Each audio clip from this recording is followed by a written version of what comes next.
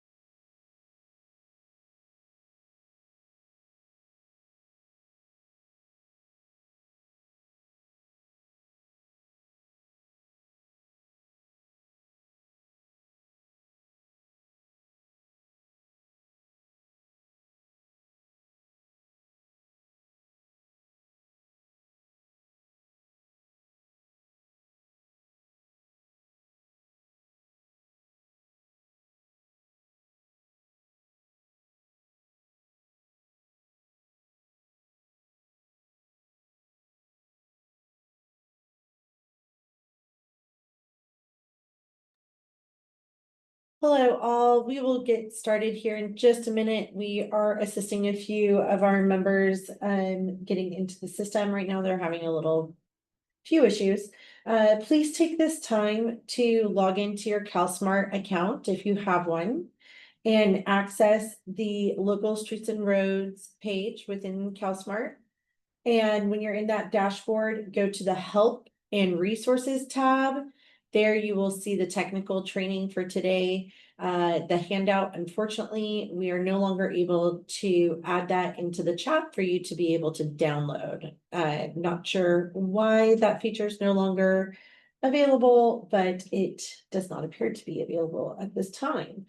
If you have any questions in the meantime, please do use the Q&A tab on Zoom, and we will go ahead and address those questions as we prepare to get started here in just a minute or so.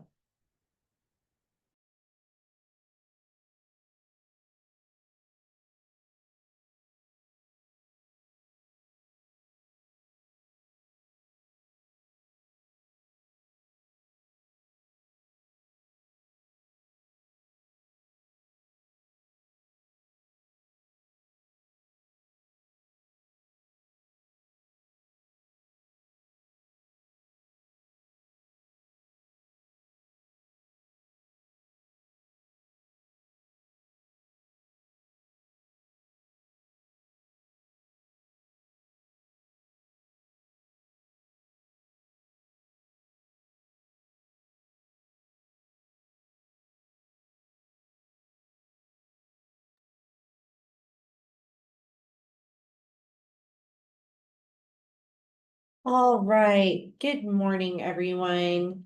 Thank you for attending today's local streets and roads technical training. We appreciate you taking the time out of your day to attend and participate in this training. My name is Alicia Sequeira. I'm the program manager for the local streets and roads funding program here at the California Transportation Commission. I am joined today by Celeste Almanza and Leanne Bachan. They are our local streets and roads analysts who I know many of you are very familiar with, and they will be utilizing and addressing questions as they come in through our Q&A tab. If anyone wants to test the Q&A tab for us and make sure that you have access, please do so now. If you are unable to access the Q&A tab, feel free to also let us know that. Yes, we can see them. Thank you very much for testing it. Thank you. We're good. So you guys can access that. Wonderful. If you would like to participate throughout today's training, please feel free to raise your hand. You can ask a question live to everyone in the training, or you can submit a question through the Q&A tab. Either one will work. Just please note, not all questions will be able to be addressed throughout today's training. And so it may take us a little bit of time to get to you if they are a little too specific and unique to your individual jurisdiction. We are also recording one of the two trainings today. Whichever one goes a little bit more smoothly will be the one that we post for you to follow along with if you need that as well. And please note, we will stop throughout today's training so that you have time to ask questions. So we'll be taking breaks. And there is a new feature, so I want to make sure that you do stick around for the live portion of the training so that we can address the new feature as well. So today we're going to go over the schedule overview of the program, preparation for reporting, the reporting detail that is required, how to navigate CalSmart, as well as the frequently asked questions and a list of resources. So here is our schedule. This was adopted per our 2021 program guidelines. It's available on our website as well as in the system for CalSmart. So the technical training expenditure reporting is always held in early October, which is where we're at right now, October 8th. CalSmart, we usually open it in mid-October, but we wanted to open it early this year to kind of test out how that may work for some of you. We don't have the overlap of reporting that we used to with some other programs that caused a lot of confusion and would bog down the system. So we're trying something new this year. So although this does say mid-October, because that is typically when we do it, we did already open it up. And so we do have some people using it as we speak. And we wanted to make sure that you could also go through this training live with some of your information to help you get started as you're in the system and we're in the system, and we can talk you through some things. And then the system does close for reporting come December 1 of every year. So that means that we close it down for new submittals of reports, but you can still make edits if we've sent it back to you for corrections. If things need to be done, we can take care of that. And we keep that going through, February. Usually is how long it takes because of the sheer volume of information that is being entered. And just a reminder, yes, a recording will be shared after the training. It does take a few days for it to get uploaded, but it is shared, and then we send out a notice to everyone. So here's an overview of the program. In order to receive your funds, an apportionment, and remember, these are monthly apportionments from the state controller's office. In order to receive these funds each year, a city or county must submit to the commission an adopted list of proposed projects to be funded with the funding. You've already done this. We, in October, we are actually adopting the subsequent list for the current fiscal year that we're in. And so we will, so for 25-26, we're already doing that. You've already submitted as of last year you submitted the proposed project list that you'll be accounting for in this reporting period. So it's always a delay, right? You're always reporting kind of in the rears at this point. So then pursuant to Streets and Highways Code Section 2034B, for each fiscal year in which an apportionment of RMRA is received, cities and counties must report to the commission all RMRA's funds that were spent in the fiscal year. So RMRA funds, again, are the road maintenance and rehabilitation account funds, also referred to as LSR program funds, right? And so anything that was spent in that fiscal year that you're asked to report out on, this is what needs to be captured. Also, the current activities of those projects that were previously proposed. So if they were delayed, pushed out for whatever reason, that's fine. You still need to make sure that you are providing the information and giving us the most updated detail. So preparing for reporting, this is one of the most crucial steps that I can possibly tell you to focus on. And if you are not accompanied by someone in your finance department during this training, you need to share this training with them and you need to work closely with them in regards to preparing for this report. Unfortunately, what we see is a lot of times, and no fault of anyone, but on the public works side, we know that certain projects are being funded with certain funding sources, i.e. the RMRA funds. And so what a public works engineer may do in the system is say, oh yeah, we know we were allotted this much in RMRA funding for this project. This is how much we've already charged to the project. And so here you go. We're saying that it was all spent, or this amount of funding was spent on the project.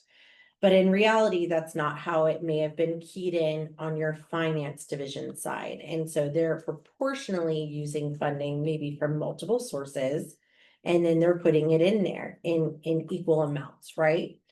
And so you may not accurately be reporting to us what is necessary and what is needed for the reporting purposes.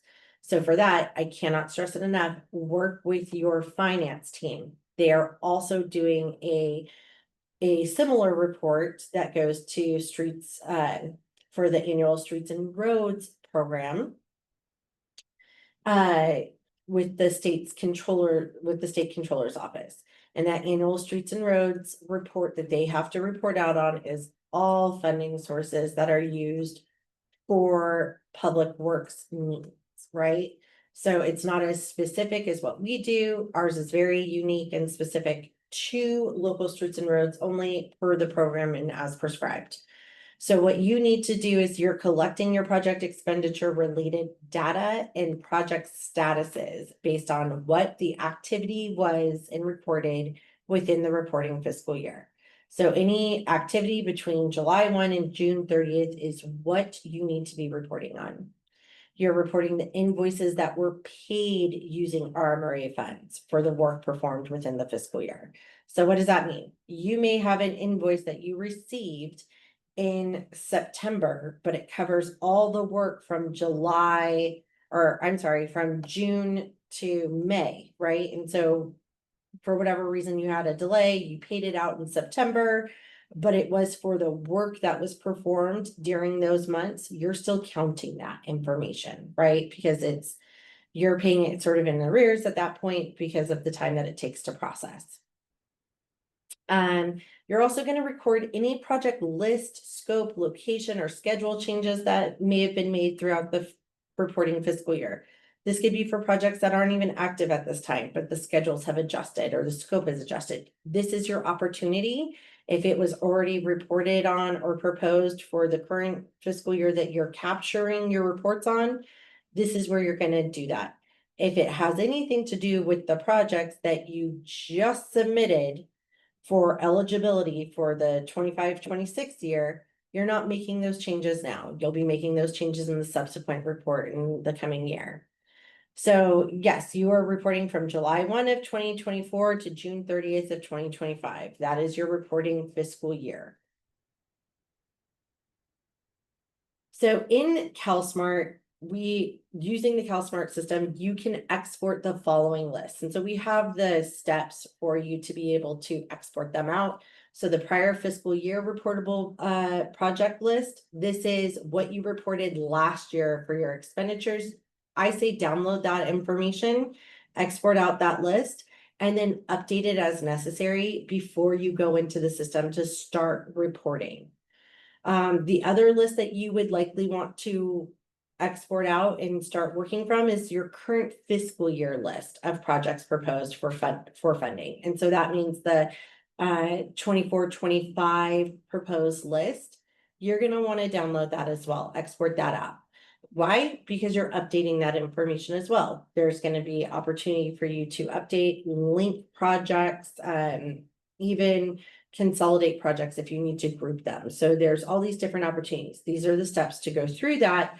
I will go ahead and show you what that looks like in the system during our live test. And then you can add any new projects that may have been added throughout the fiscal year that became active within the reporting year, okay? If you're adding a new project that isn't active in that fiscal year and had no funds spent in the fiscal year, you don't need to be adding that now. You want to make sure that you're adding it when it's appropriate. And so again, if you added a new project that became active within the reporting fiscal year, that's the one that you want to go ahead and add into the system.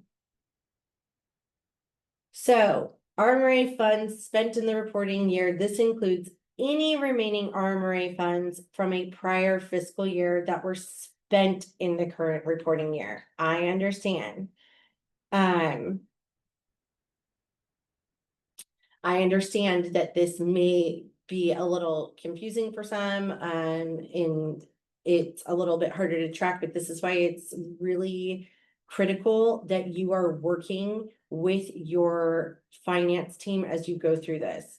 We are getting a couple of questions regarding fiscal year because some of you operate on the federal fiscal year and not the state fiscal year. Regardless as to how you operate, the program operates this way. The program operates on the state fiscal year, and therefore that is the fiscal year that you are to be reporting on and tracking. Funds spent from the RMRA apportionment received in the reporting fiscal year. So this is, and again, this is going to be confusing, and I apologize. We didn't create how it works. It just is. But it takes several weeks for the fund revenues to be rectified and then apportioned out. So you are receiving your very first payment for the fiscal year in September. And it goes all the way through August. And this is because it takes roughly 6 weeks for them to be able to rectify and then disperse, right? So just consider when you see a September disbursement made to you, apportionment disbursement made to you, that September covers the month of July. Those are revenues from the month of July, okay? And so on and so forth, all the way through August. And roughly about August 22nd is where you get your final disbursement, which covers the month of June. So jurisdictions must report on the following information. Any local streets and roads program RMRA funds spent in the reporting year. You're going to see that this comes up multiple times. Why? Because it never fails that someone gets confused about what we're asking to be reported at a minimum. At a minimum, we need the RMRA funds to be identified, right? And if they were spent, we need that identified. If a jurisdiction has unspent RMRA funds by June 30th of the reporting year, you need to indicate the jurisdiction's intent for those funds in the coming fiscal years.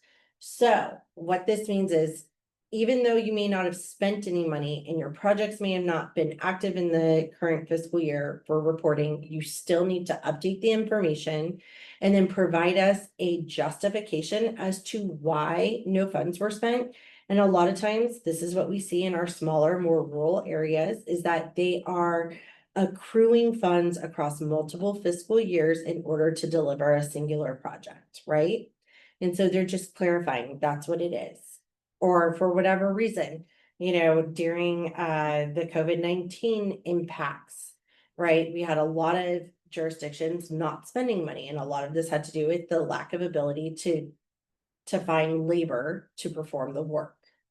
Or costs had increased so much during that period that it was hard to get anybody to come in to do the work for what originally was quoted or estimated.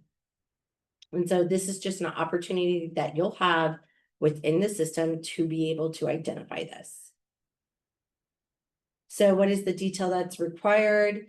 Again, regardless of your expenditure activity, a brief summary has to be provided. This is in your intake page. All projects proposed in the reporting fiscal year need to be accounted for in the report. Whether you remove them because they're no longer going to be RMRA funded, you're delaying them for whatever reason, whatever it is, you need to notify us of what's going on with those projects. And then all previously reported projects not yet completed need to be accounted for in the report. You have an opportunity in subsequent reports to add additional RMRA funds spent on a project that may have been previously reported as completed.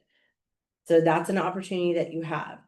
What you must do regardless is if there is a project that was reported in last year's expenditure report and it was reported as in progress, forecasted, or carried over, one of those three, right? It needs to be updated. It needs to be continuously reported on until it's either been completed, or let's say, again, it has been changed, altered in some way, removed because you're no longer going to be using RMRA funds to deliver it. So you have opportunities to update them, but you must update them. So if a project became active within the reporting year and RMRA funds were spent but had not been previously reported on, and it wasn't proposed in the reporting fiscal year, this is where we call this a newly added project. So you are going to add a brand new project into the report so that you can start saying, hey, this is a project we didn't include in our proposal list. It also wasn't in the expenditure list from the year before because it didn't exist. And so we're going to go ahead and count it now, right? And so we're going to report out on that. I see we are getting questions in regards to funds lapsing. Just a reminder, these funds do not lapse. There is no use it or lose it. They do not sunset. So you can retain your funds in order to deliver a larger project. But remember, those funds they incur interest. That interest also has to be recorded and accounted for and used in accordance with statute and as intended for this program, right? So it can't go to anything else. That interest stays with the program.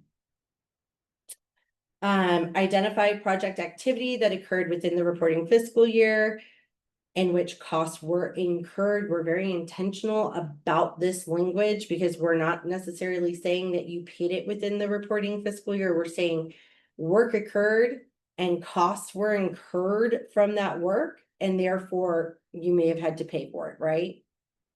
And you may have already paid for it with your RMRA funds, but the work occurred. And so it needs to be accounted for. And again, that's 7/1 to 6/30. Record reporting for fiscal year RMRA apportionment received again between September and August. We will take you to the link that you see here later in our training. You can see exactly how much you received per month. You see all 12 months in there, and that it is for the entirety of the year.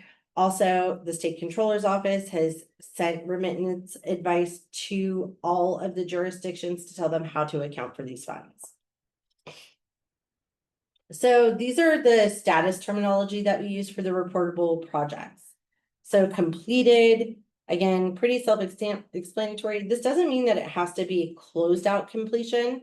This just means that it has to be open for use to the public, and the final closeout is still pending, right? In progress is projects that took place in the reporting fiscal year but did not complete prior to July 1. Carried over is just it was inactive within the fiscal year.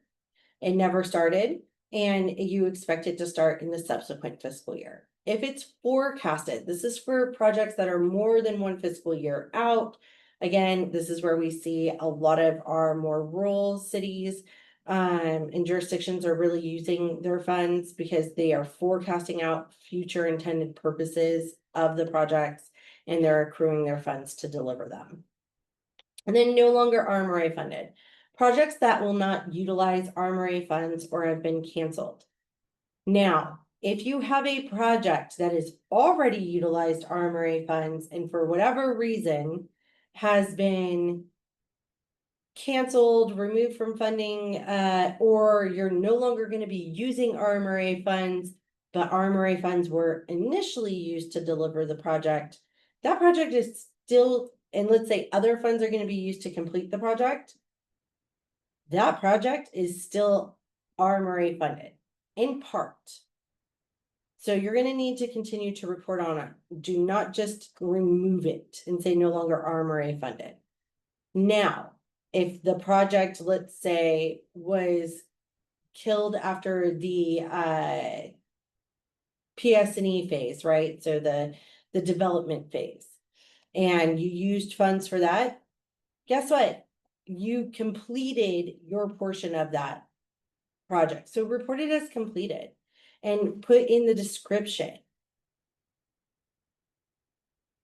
And put into the project description exactly what was going on so that we understand, all right, you're not moving forward with this project for whatever reason, but funds were already used in part of the design or the feasibility, right? So if you have questions about that, specifically contact us throughout your reporting period and we will assist you. So these are just examples, and I don't want to get into all the examples, but these are examples that you can identify and refer back to as to what you need to report in when, okay? If you feel like I need to go through them bullet by bullet, let me know, but I'd prefer not so that we can spend time on a few more things and start addressing questions that are coming in. Here's another one. This is for complete. So the first one was in progress. This is for complete. Again, I'm going to leave it on the screen so that you can review it. I don't feel that we need to go over them all. But this just helps to put into context a little bit what the terminology is that we covered in a prior slide, and then exactly what those scenarios look like for you or may look like. So this is the one that I do want to cover because this tends to confuse a lot of people. And this is why we were very intentional with our wording in a prior slide where it says invoiceable work occurred within the reporting fiscal year. So in this example, the project started on July 20th of the current fiscal year, but was awarded on April 16th of the reporting fiscal year. Just because it was awarded in the fiscal year that you're reporting in, the work actually did not begin, which means that invoiceable work, the cost incurring work did not begin until the new fiscal year, which you're not reporting on yet. And so this is what we would call carried over, right? You're not calling this as in progress because it technically was not active at the time period that you are accounting for.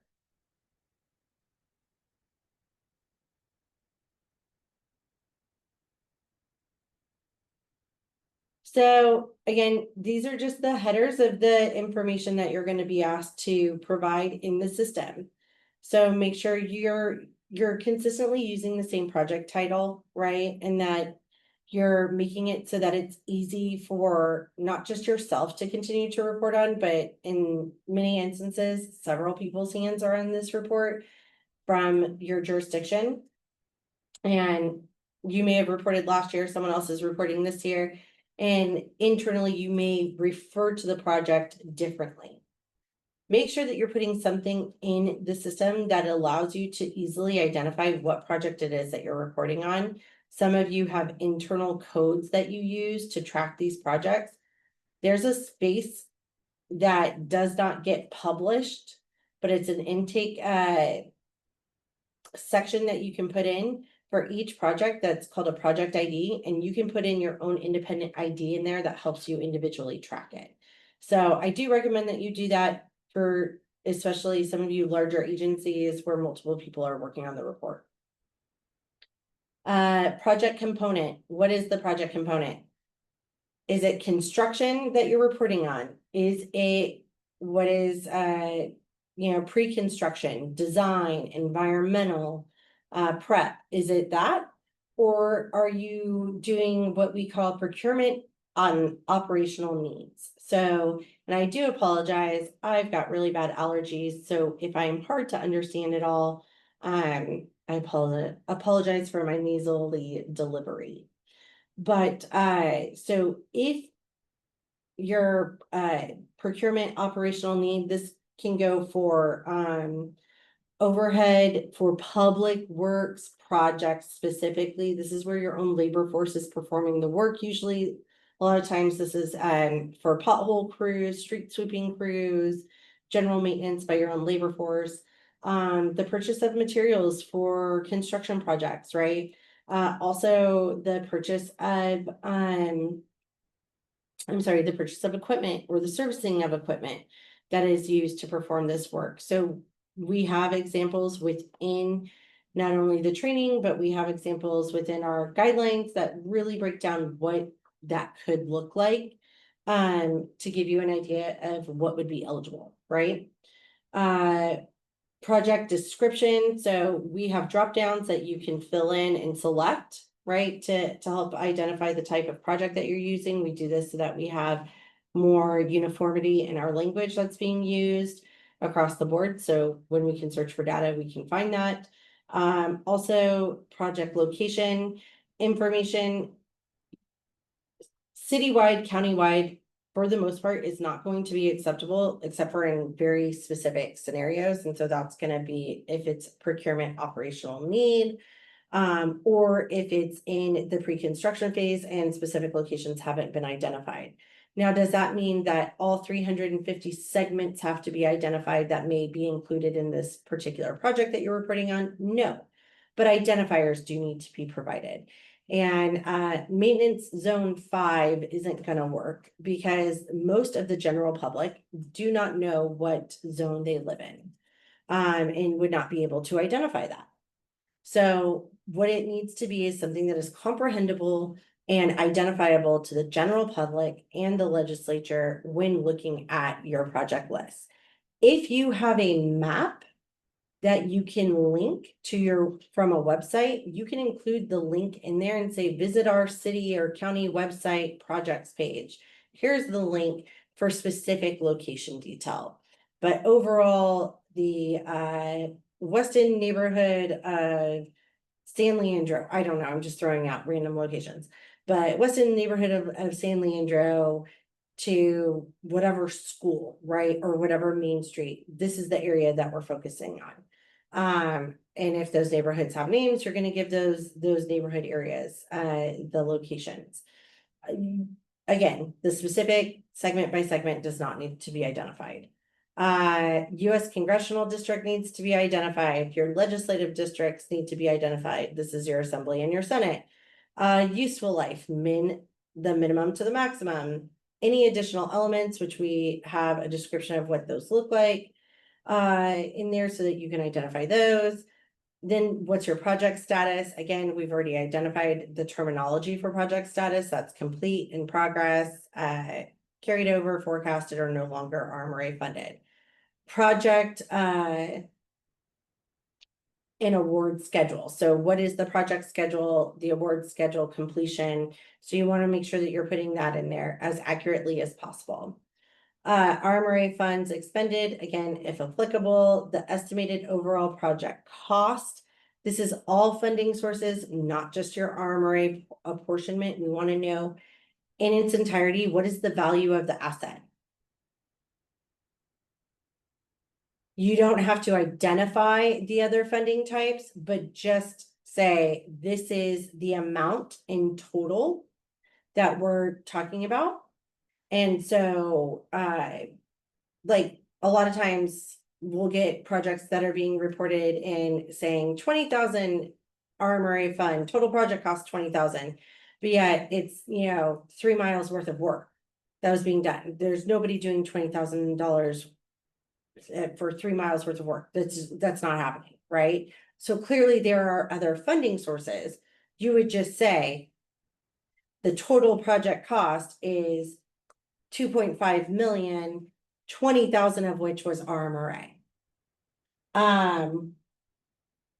So again, if the project is in procurement and operational need, why you would need, or why county or citywide would be eligible is because that is usually held up for like annual street sweeping projects, annual pothole filling projects. There is no contract location information that you can provide, right? It's not contracted out. This is being performed by your own labor force, and it's work that's being addressed as needed. It's your annual sort of cleanup maintenance that's being performed, usually. And then completed project outcomes and outputs. This is where we want to know what were the deliverables of that project. What was actually done? How many miles of roadway was paved? How many sidewalks were addressed? How many ADA curb ramps were addressed? All of those things need to be identified. So this is where we will open it up for questions. You can raise your hands or you can type them into the system and we'll go ahead and address them.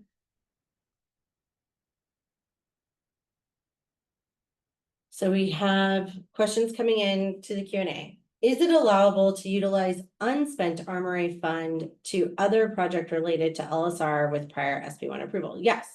So if it is an eligible project per the program guidelines and statute, and you have funds that carried over from the prior year that weren't used, yeah, you can use the program funds on that. But what you need to do is make sure that you're reporting that information. If it doesn't already appear, right, within any of our reporting systems for CalSmart, you need to now add that in. But a lot of times we do see that, let's say there's another SB1 funded program that you've become eligible for, and a project's been identified and you want to use your RMRA funds as the match for that. As long as those funds have already been accrued and you have them, they're usually eligible for match, but please make sure that you are directly reaching out to that program manager to make sure that it's eligible first.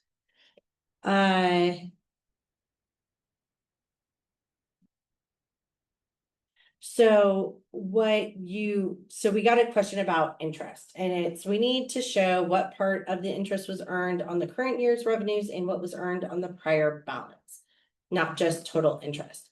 So prior balance is going to already be in the system. You've already accounted for the prior year's fund, right? So any new interest that was accrued within the reporting fiscal year, whether it's on the new funds that you received or the prior funds, but it's any new interest that was accrued, that needs to now be accounted for in the current reporting year.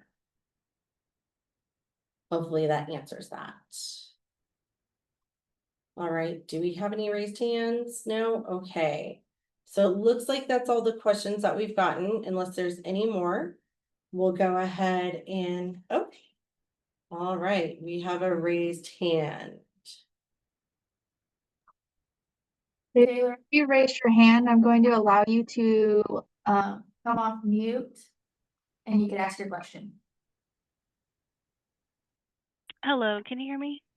Yeah, Taylor, how you doing? Hi, I'm doing well. Thank you so much. I just wanted to ask, in case others on the call find this helpful, but kind of what we talked about with the grant reimbursements and grant reporting, how only the local match would be counted as expenditures. Just wanted to memorialize that finding and see if there's any additional information that can be provided in cases like that where we're using the RMRA funds to front fund a project. Yeah, so if you're being reimbursed, so this goes, I mean, if it's grant or emergency relief funding that came in, whatever it is, right? So if you front loaded a project using RMRA funds in order to get it going, and a portion of that was your match, right? Whatever is the portion that they're not going to reimburse, that's the RMRA portion that you are reporting to us. Right? So the example I gave to you is that if the grant that you have is saying, 80% of this project, overall project cost is going to be funded through this grant. So 20% is what you're using your RMRA funds for, right? You want to say, okay, 20% is that RMRA fund. If it turns out that they actually end up by reimbursing you less than that 80%, and you need to include more RMRA funding to be captured as spent, then you can continue to add that in until it closes out. This is something that's very common that we see in our emergency relief, disaster relief type of projects, right? Where emergency funding is coming in. And unfortunately, what some were doing were showing that they were spending 75% of their RMRA funds, or 75% of the overall project cost, they were reporting as RMRA. And then the following year, they were like, okay, we need to reduce that RMRA amount because we finally got our federal funding in, or our state funding in for the reimbursement of that project.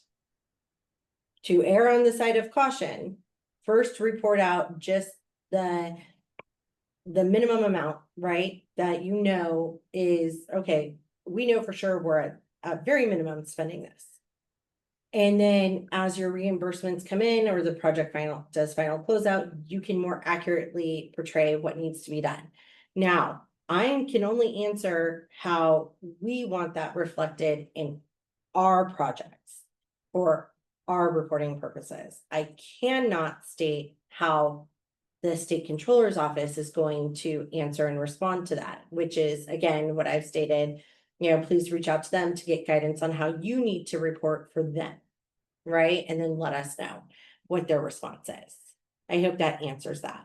Yes, thank you so much. And I have reached out to them, waiting for a response. So Perfect. Thank you.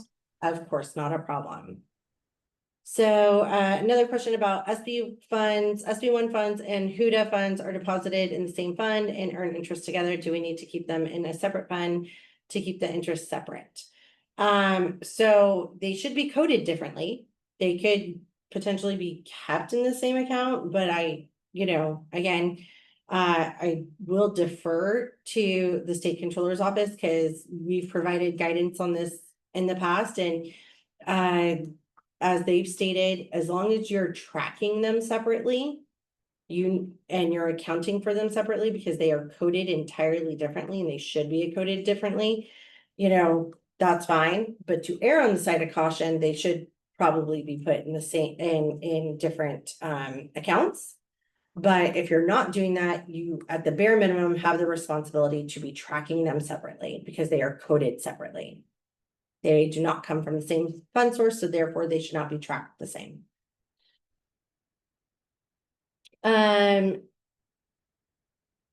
And so another question is, I just want to confirm, can we use citywide safety measures for general safety improvements in citywide roadways or right of way? For instance, every year we use RMRA funds to restripe crosswalks citywide.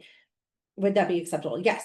That is a completely acceptable annual project.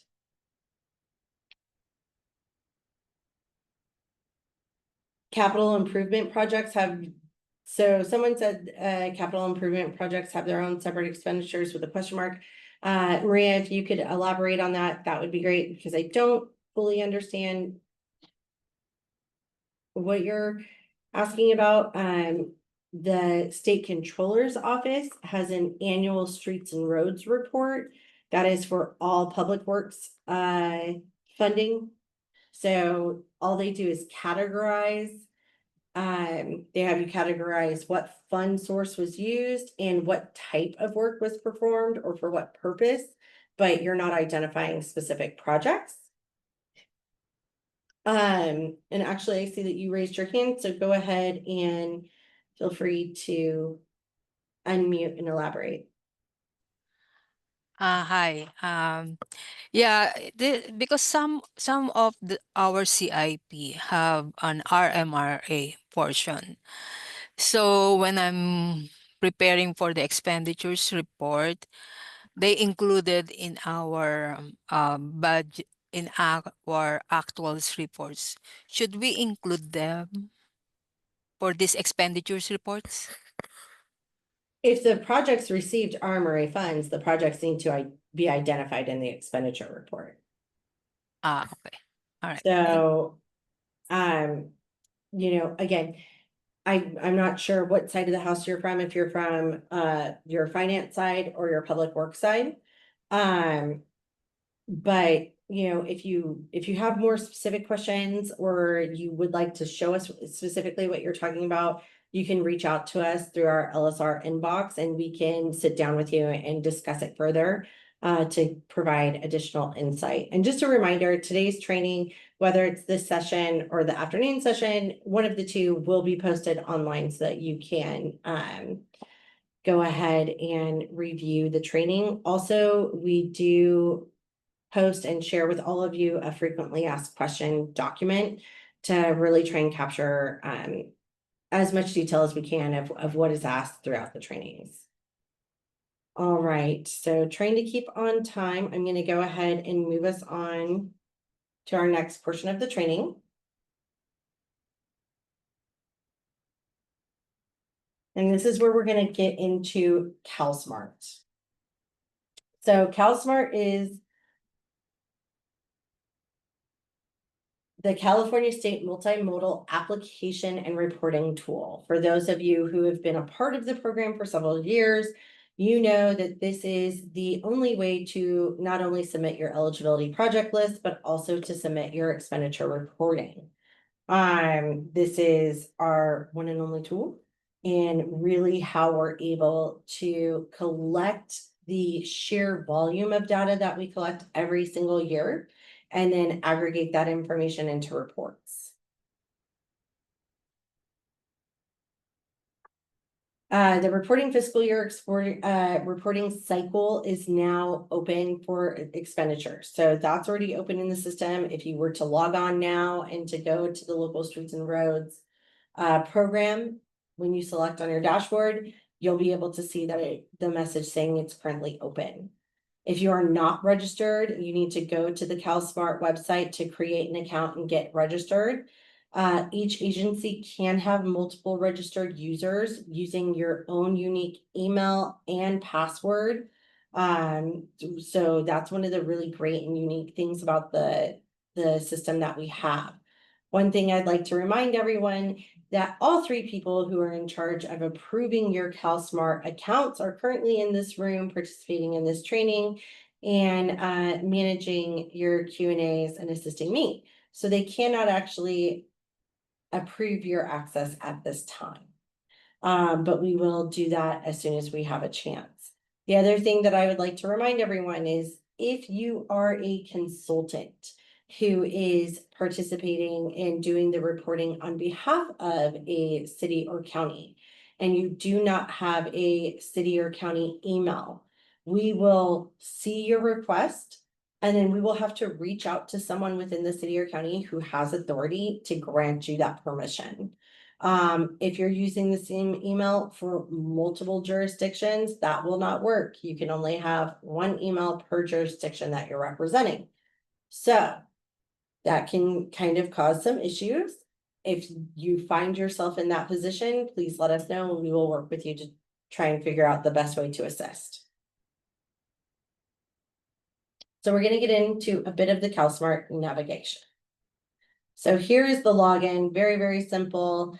I cannot stress this enough though. If you attempt twice and you're unable to log in, automatically select the forgot password option on that login page. Do not go for a third attempt because the third attempt will lock you out of the system. We will not be notified that you were locked out. You will. You will then have to notify us that you've been locked out. We have to go into the system and then unlock and reset it. So to prevent that from happening, especially as it gets busier and we become less available to assist, you will want to make sure that you do forgot password and reset a password versus logging yourself or locking yourself out and then us having to go in and address that. When you are registering, please make sure that you are, again, you're entering in your first, your last name, your email address, telephone number, your job title, all of that's going to be included. And then you're going to identify the agency that you're representing. It's a searchable dropdown, so you'll be able to find them. For the purposes of this program and this reporting, you need to select Local Streets and Roads program. If you select any of the other programs and you are not a part of those programs, you are not currently the one that is supposed to be reporting on that program, or you don't even participate in those programs, it is going to cause you some issues and some headaches because you're going to get notifications of reports being due. You're going to get notifications of things being past due, of things opening and closing that are not relevant to you. So please only select what is relevant to you, especially for these purposes. And for this, it is Local Streets and Roads. Once you have successfully registered, you're going to get an email verification. Please make sure that you verify your email. Because if you do not verify your email, we never get the request on our end through the system saying that there's an account that needs to be approved. Once we have gotten that request, we will then give you the correct authorization and approval to access the system, and then you will receive an account approved email. We do ask for a little bit of patience, but if you haven't received anything in a couple of hours, go ahead and reach out to us. We usually do very good at sort of addressing these in a quick and swift manner, with the exception of these days where we are conducting these trainings. So before we get in, I'm going to jump into the CalSmart live presentation, and I just want to make sure everybody is okay and there's no questions about getting into CalSmart. All right. So now we're going to get into our live portion of the training.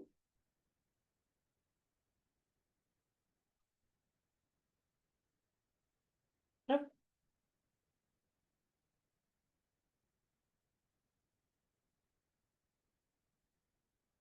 All right, so for the purposes of today's training, I'm just going over the test site. You're not going to see the actual system site at this point.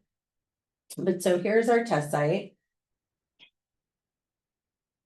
Once I've logged in, again, you're going to see, please select your program to enable your project submittal and reporting functions. I'm pretending to be City of Winners today. I'm going to come here to current program and I'm going to select Local Streets and Roads program.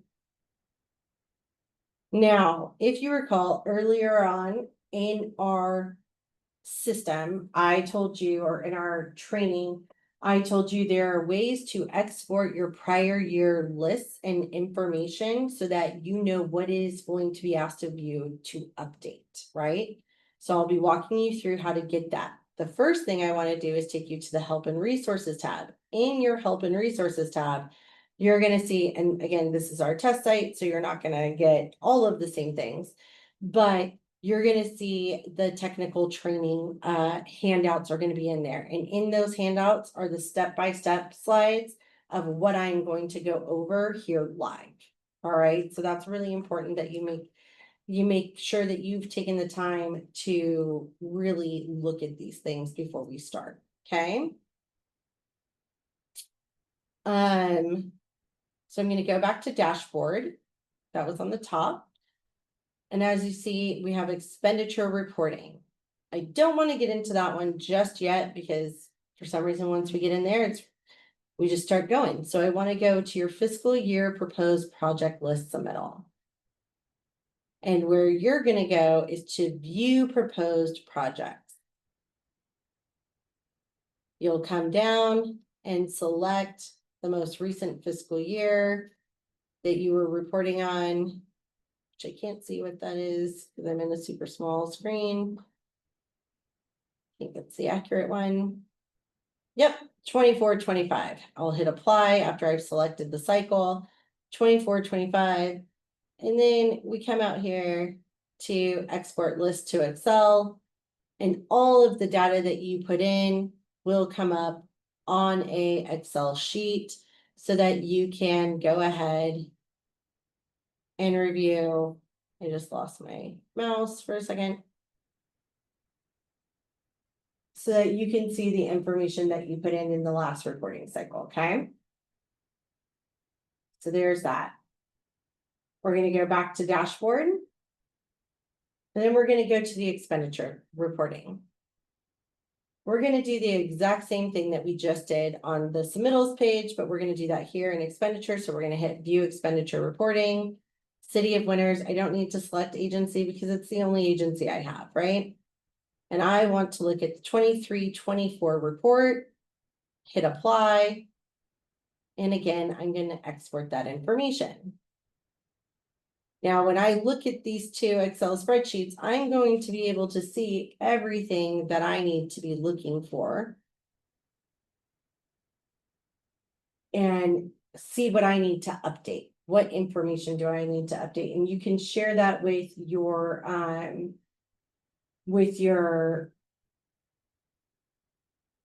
finance team, with your public works team, whoever it is that you need to be sharing this information with. You can share that with them and they can help you fill everything out. You can also figure out, what are the same projects that were reported on and also proposed, right? So now you can identify what projects I need to link from a prior year. All of that's going to go in. So before we go any further within CalSmart, I want to make sure that you go to your SCO homepage. So that's the State Controller's website.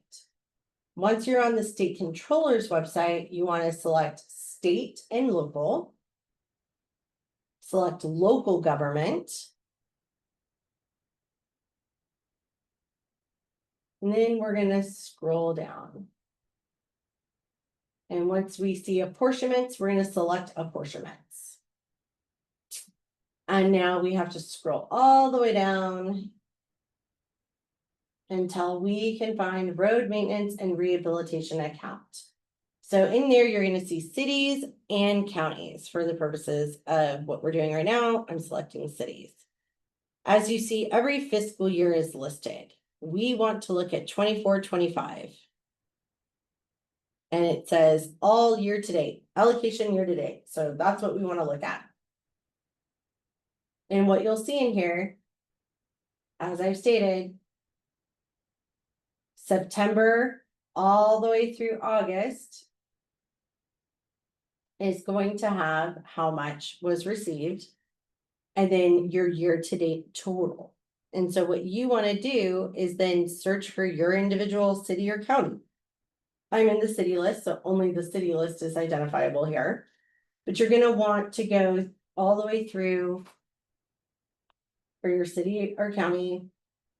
Find that. There you go. And now we can see exactly what the city received. And then I can always work with my Department of Finance team and I can say, hey guys, do you have the same information? I just want to verify that everything that we have is accurate. And if they don't have the same information, they need to go on to the SEO's website and figure out why they maybe aren't recording it the same. And again, if we look throughout the State Controller's website, they provide remittance advice in here that quite literally says all funds are to be for July 1 to, so collection period is July 1 to July 31st, description streets, highways. So it's showing you exactly what it is and then how it is to be identified as the final amount, right? So they go through all of that. So now back to our MRA in our CalSmart website. Let's go ahead and go back to, I'm gonna see, if you see where my mouse is going, I'm on the reporting tab on the very top right, and I'm gonna select reporting again. Now, if I go to manage expenditure reports, all I'm going to see is the prior year accepted reports. I'm not gonna see anything else in here, and I can't edit or change the information that's on here. So what I do need to do is, again, back to reporting. I never hit my back button. There's a reason for that, because sometimes if you hit your back button, it will say page no longer found, give you an error. So we just want to avoid that. So, but what we want to select was the create expenditure report. And as you see, all of this information is automatically just put into the system. It carries over from the prior year. So in here, when we get down to where it says funding fiscal year 24-25 original RMRA estimate. So for this, the city had their original estimate was 198,383. But their actual was more. And as you see, we break this up into two. So whatever you received from September to June is what you're putting in the first portion, and then what you put from July to August. There's a reason why we do this, and again, it's because of the way that they are dispersed, and it crosses over what is the fiscal year. Sometimes on the accounting end, people struggle with that. So what we want to make sure that we're doing is giving you a full opportunity to accurately report it, number one. But number two, it also lets us know maybe where the error is if you're not giving us the same number that that we have, right? Per the website, per state controller's office. So just to make things easier right now, because I forgot to do this earlier, I'm just gonna say 200,000 were received earlier on. And then in the last 2 months is the final amount.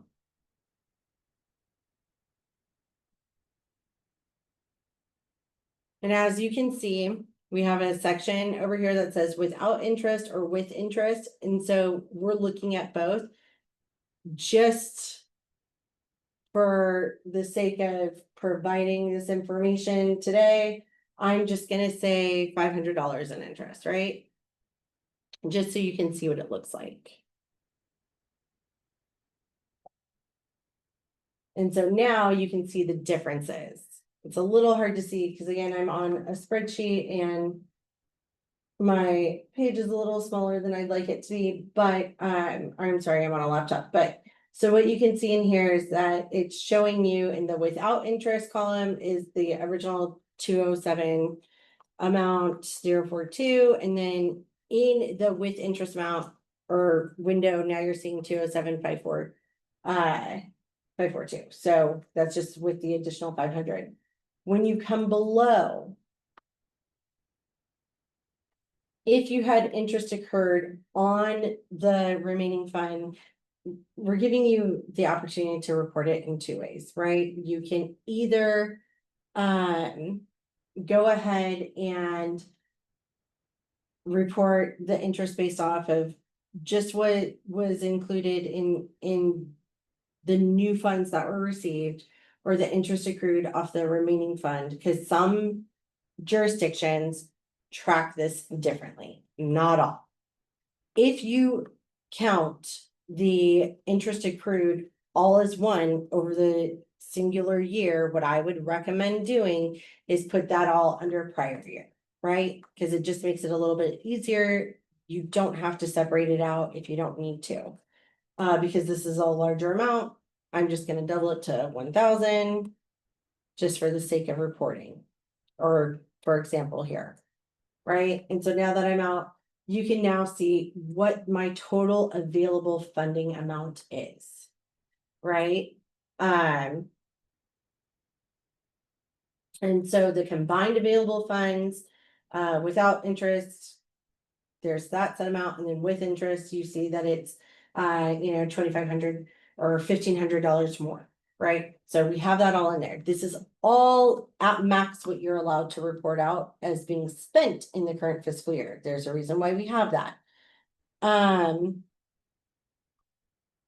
yes, you're gonna get everything from your finance department. I recommend, so somebody asked, are we getting the amount of interest accrued from our finance departments? Yes. I cannot stress this enough. Please work closely with your finance department when you're putting this together. This is going to allow you to put together a more accurate report. It's also going to help alleviate a lot of stress that you have. I cannot count the amount of times that we get phone calls or emails from jurisdictions saying, I don't know why it said that we spent this much. We didn't spend this much. We need to change this. Our numbers are off, and it's 2-3 years down the road. That is, number one, very difficult for us to do, but number two, it's also, these are reports that have been published. So now to go back and to change those things becomes very ominous, and we have to make sure that we are putting in accurate declarations to show that there were changes and that this information was not accurately reported to us in the beginning, which then can cause into question the accuracy of your reports moving forward. So you want, for your sake, for your jurisdiction's sake, and for your constituency, to make this as accurate as possible. There's always going to be a little bit of error here and there. We expect that.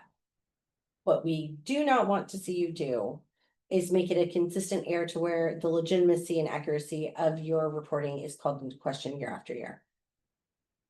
So now we're going to come down to the section that's going to say, all right, this is how much we spent in the reporting year. I'm going to go ahead and say that we spent $200,000 in this current reporting year. And as you see, it is all filled in. We are good to go. And even again, reminds you that you're talking about cost accrued from July 1 to June 30th, right? So again, we are really reiterating all the way throughout this what the reporting fiscal year is.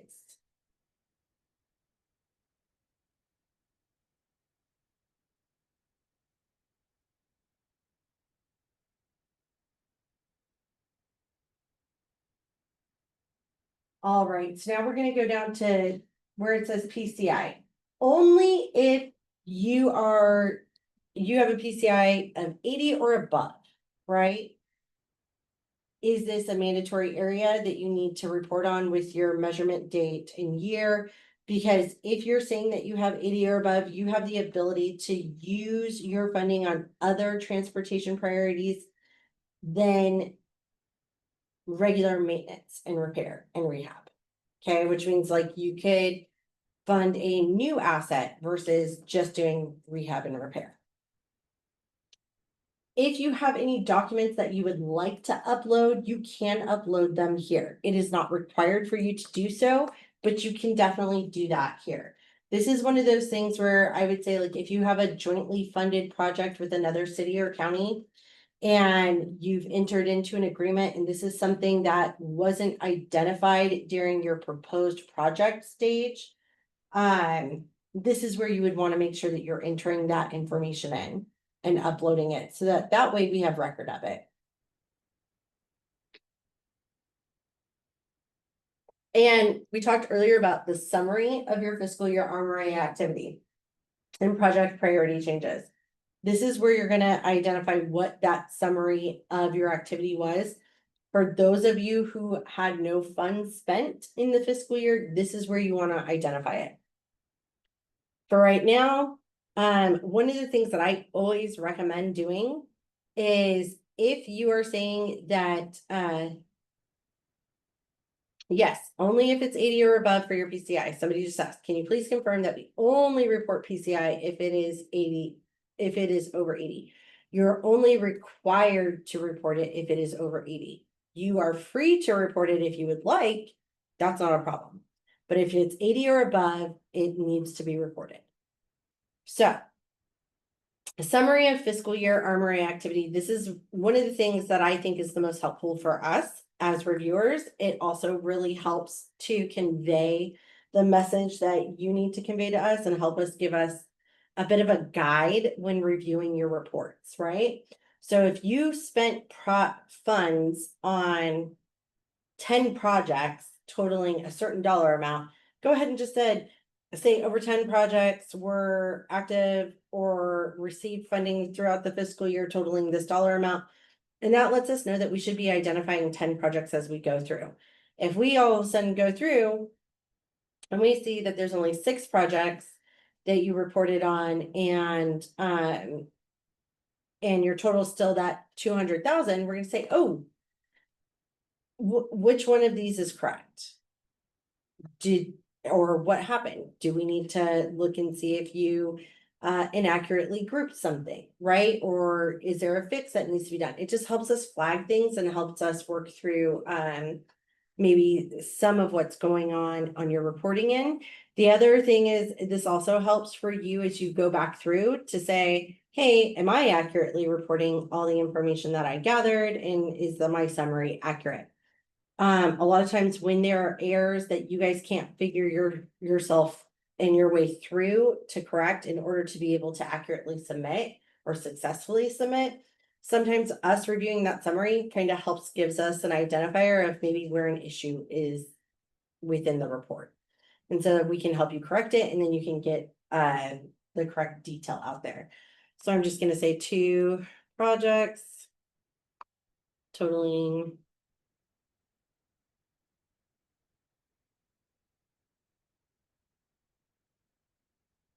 that's just what I'm putting here, so I'm not taking up too much time as we go through.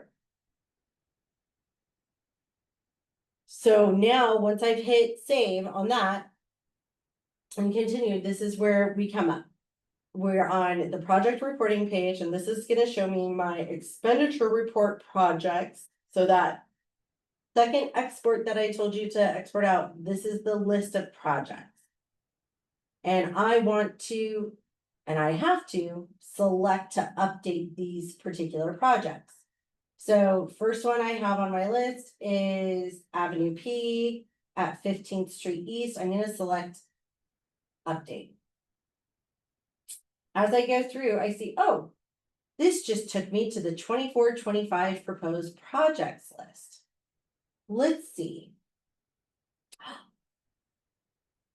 I see the same project is here. And it's talking about cost estimating, preliminary design. Okay, so it's in it and it's for the same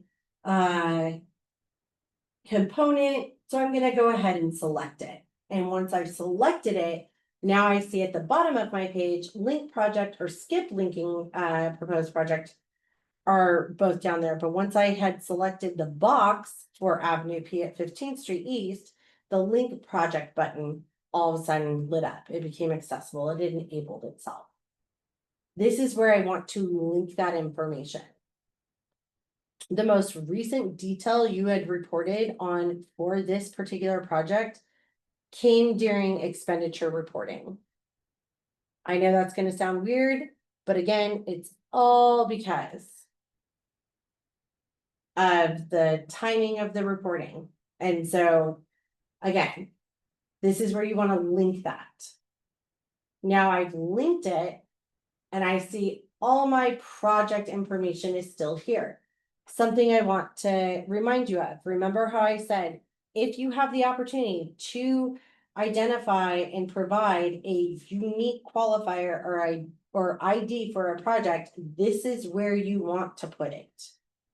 I cannot stress it enough. This could help you and your other partners who are reporting to track these projects and accurately report on them, because sometimes project titles change. The way you refer to them in-house versus the way you reported to them to us, they have changed. All right. So now we're just still reporting on the cost estimating here. All my information is still the same. I've provided a location. To be determined is what I've selected for my additional project elements. As you see, here's a description of what the project elements are. By hovering over the question mark, it's gonna provide you that. And then it'll give you examples. For some reason, these ones aren't working right now, but it usually does show up as what are the examples for each of these. But I'm gonna select to be determined because I don't know yet. We're not done with the project design element.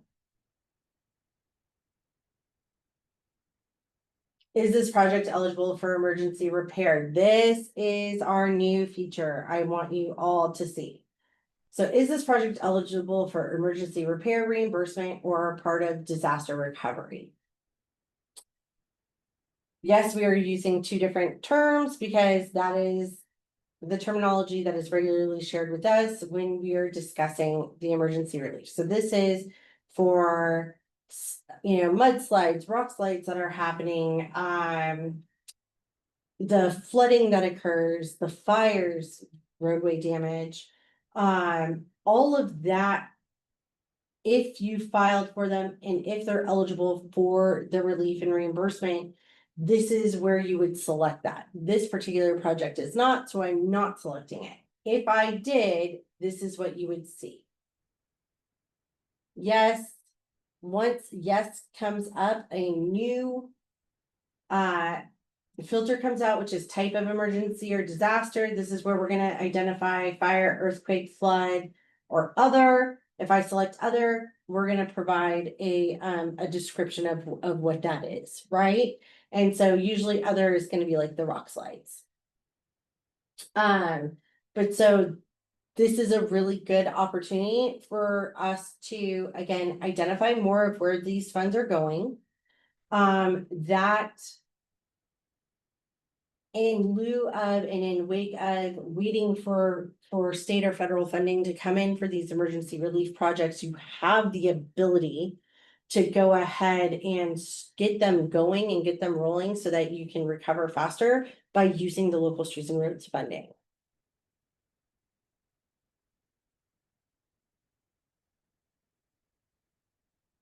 And so someone asked, does this apply to water main breaks damaging the road? So no, unless it is something that you could apply for relief. And there's documentation for it. And so you've applied, the disaster has been called and so or issued, right? And so now you're eligible for relief, and so now you've applied for it, right? So that's where the to be determined would come in. Up here, if we said instead of no, we just put to be determined, it's because we don't know if we're gonna be receiving those funds or not, but we're applying for them. So we just don't know yet until we've been authorized, right, or approved. So I'm going back to no because we don't need to account for that. As you see, this project has been active for multiple years. We're gonna go ahead and if you want, you can view that information to see what was last reported by selecting view. And this will give you all the prior detail that you've already received. But guess what? You're gonna see all of this in the next page anyways.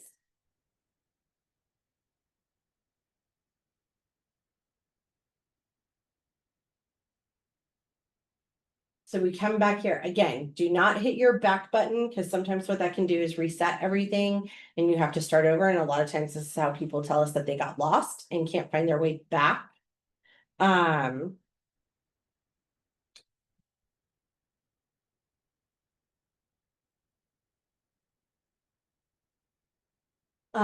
And so now we're back to that initial reporting page, right? For that project. So I'm gonna go ahead and hit save and continue. An error has occurred. I don't know what occurred, but I probably timed out. So I'm gonna go back to dashboard. This is a great example of how to get back. So if I hit create expenditure report again, it's gonna take me instead to that create intake page. it's gonna take me to my manage page. And this is where you're gonna see, just this is what we started. It has a triangle there. That's how we know it's not done. You'll see that there's no project detail in here. It says no projects found. I don't want to go to add a new project. I want to go to project reporting. This is going to take me back to that projects report page. And unfortunately, because I took too long, I have to redo everything I just did.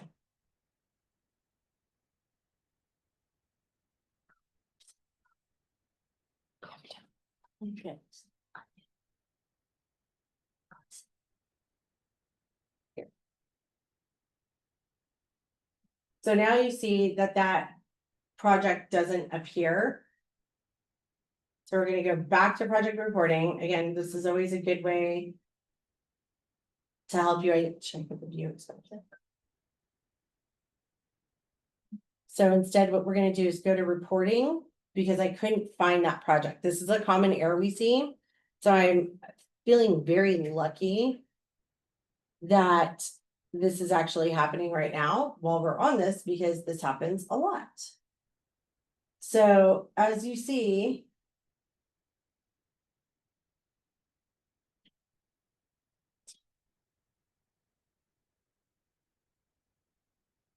since we've used this for test a lot, I need to fix this really quickly because that's just going to cause more confusion.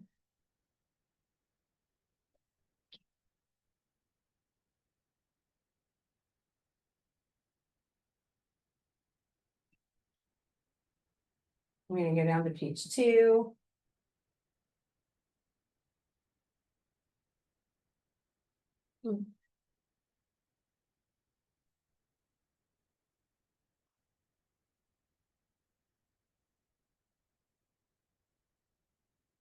There we go, Avenue P. So now I found Avenue P. I've linked, you see everything is linked. So sometimes we just have to search through our view proposed project list and to find what went missing. And again, it's not a perfect system. Because there are ways to create funky errors that occur. But this is a great way for us to go about figuring out how to correct it, right? So as you see, 2 years ago, we reported $25,000 have been spent on the pre-construction. It is saying that it's in progress. We're gonna say now that this project is actually completed.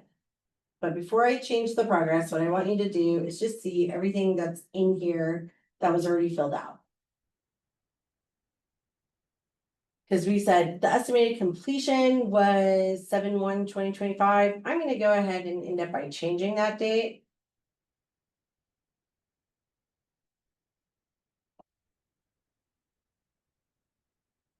We're going to go to completed.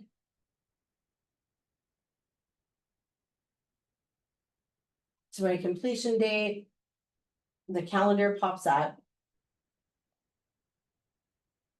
And we're actually going to say that this completed on June 30th, 2025. So it was in the fiscal year.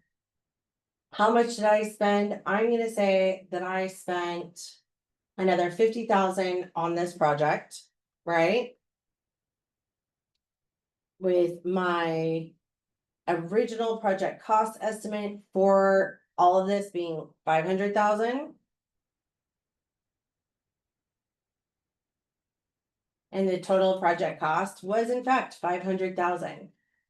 Even though I only spent 75,000 of RMRA funds, I'm saying the total project cost was 500,000, right? My RMRA is specifically already recorded between here, where it says 25,000 at the very top, and then 50,000, which I just added in this year.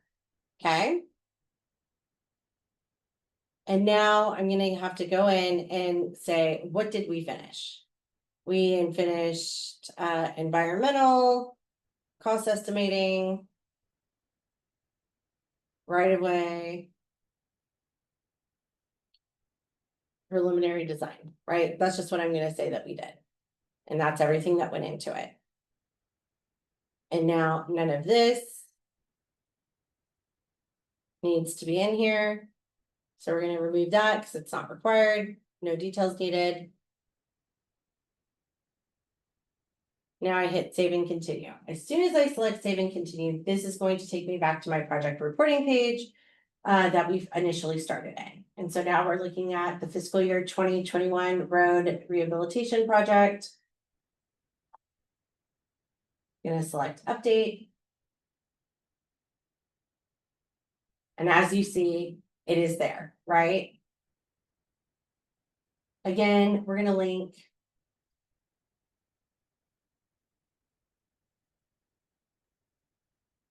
Everything's still the same. I don't need to update anything, but let's say we left a couple of things off.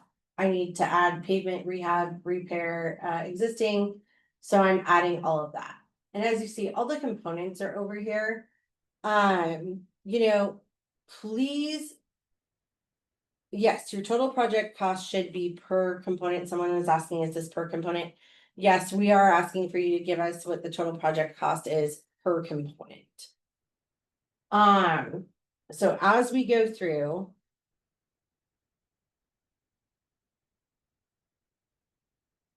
We're gonna just go ahead and make sure nothing else needs to be identified and updated. Everything else looks good. Great. So now we're gonna hit save and continue. And again, on this right-hand side where it says related proposed projects, this is where you're seeing all your linking.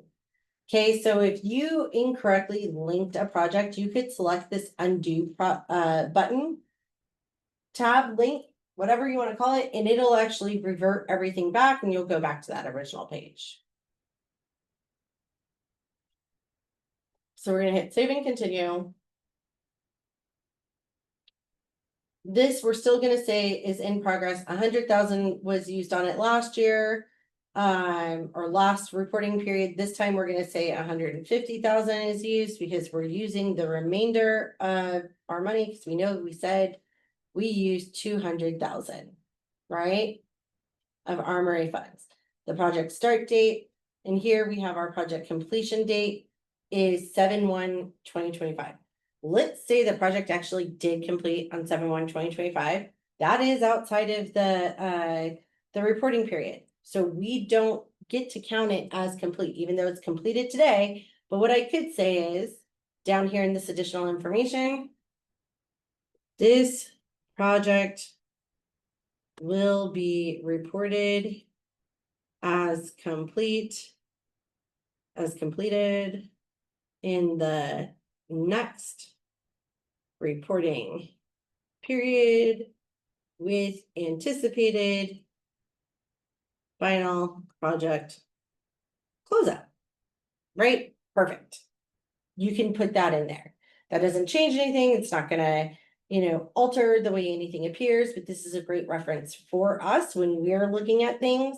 It's also great for when we are asked questions about, well, why wasn't this project reported as completed if it's already complete? Well, here you go. These are all of our reasons as to why we can't capture it that way. And then here's the justification because the project did in fact close, right? It is completed. Oh, estimated total project cost. Look at I forgot to include that in there. So the estimated total project cost in here, if your estimate or your total project cost is less than what you're reporting on in RMRA expenditures, it's going to give you that error notice because there's no way that your project cost can be less than what you RMRA spent. So again, these are things that you have to make sure that you're updating. We're just going to say $1 million. Save and continue. And now we are to our final project reporting page, which is there's one project left, which was proposed in our 24-25 year. It didn't appear on a prior expenditure reporting year, so we don't need to worry about that. So we're just going to select this project because we have to account for it. If you do not account for it, the system will not let you even report out. Let's say the project is no longer RMRA funded, you could select that here, right? It's no longer a priority. We don't expect to spend any funds on it. You would select that here. If you needed to split this project into two for whatever reason, right? Let's say it actually is going to be done under two separate contracts altogether, and it's a part of a different phase component. So we need to switch it here and we're going to split it. You could do that. If you want to report directly on it, you could report on that here. If there were more projects listed here and multiple of them are now going to be done under one contract, you would then go ahead and consolidate the project. So you have multiple opportunities of different ways to report. So I'm just going to select report because I want to directly report on it for you here, right? All of this is going to stay the same, pre-construction. When you do your proposed project list, the congressional district is not included in there, so we have to add that in here. All the other information I say, oh yeah, no, that's the same, that's fine. But let's say, because when I proposed it as pre-construction, but that's not really where we're using the fund. We're gonna use the fund in construction, right? Great. This is where we're gonna use the funds. Now we're gonna identify what all is applicable in there.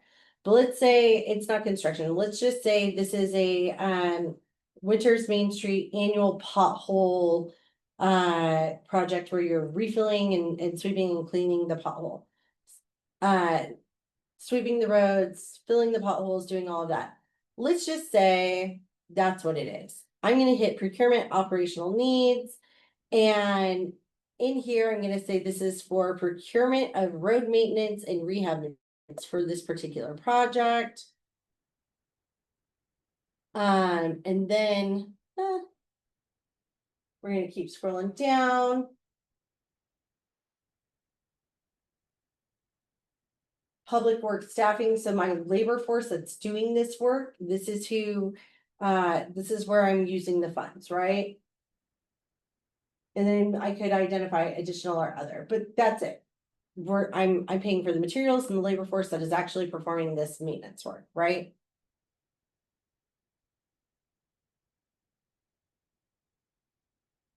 And I'm gonna just change this from complete streets because it's no longer applicable. This is how we're really doing it.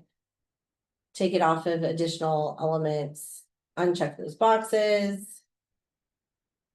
This has nothing to do with an emergency project, so I'm gonna deselect all of that. And now I'm gonna hit save and continue.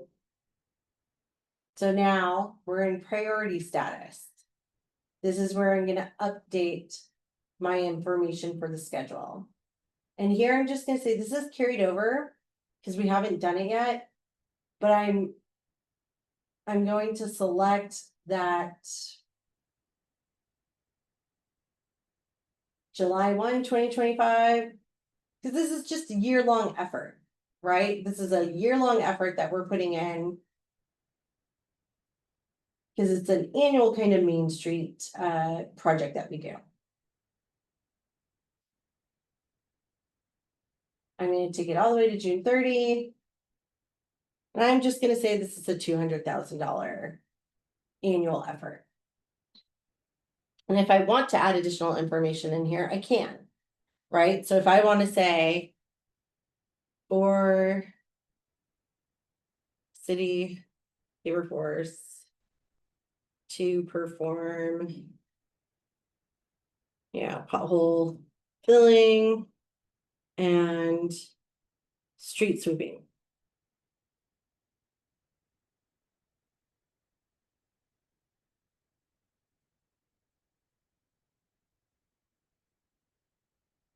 There you go, purchase of materials.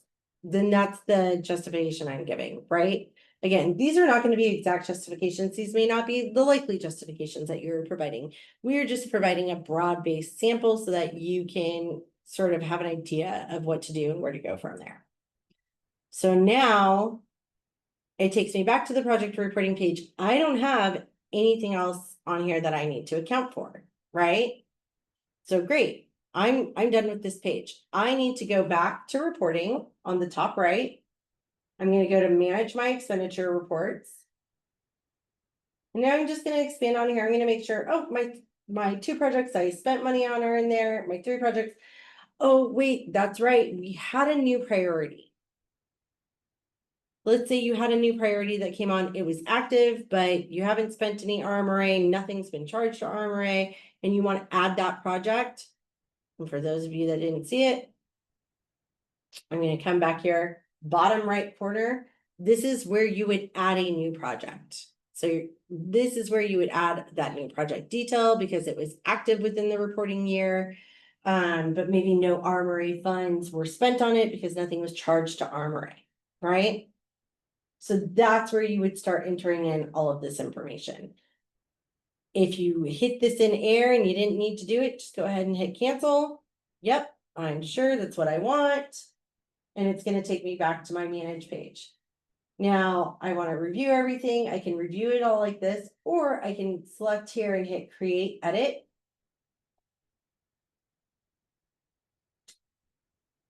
Or create PDF, not edit.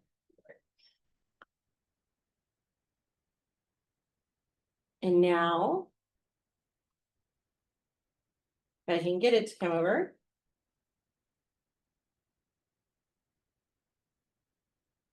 Nope, it doesn't want to. Let's see. There we go. Finally came over. So here you go. Here is what the PDF would look like once you've put out all your information in, right? You're getting ready to report. And all of this is consistent with what I know I reported and what I tracked. So great. That's exactly what I wanted to see. Perfect. So once I've done all of that, I'm going to go here to hit submit.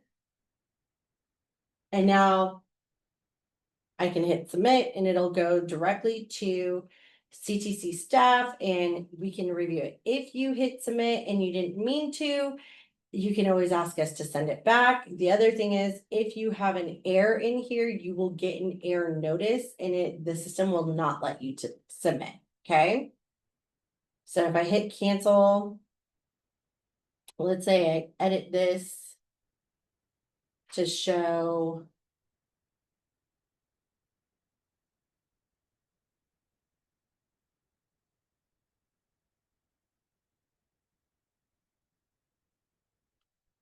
that we actually spent $201,000, right? Or 200,001. There we go. Made that change, come all the way down. Gonna hit save. Now I want to hit submit. I can't submit because there's an error.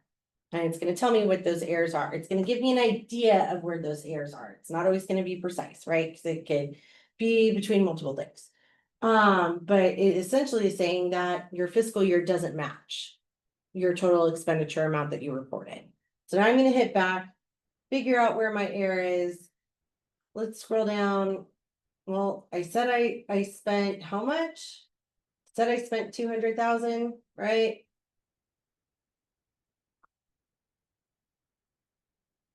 Let's look. Yep, I said I spent, oh, nope. I spent 201,000 is what I said. Let me fix this. Let me hit the edit button here.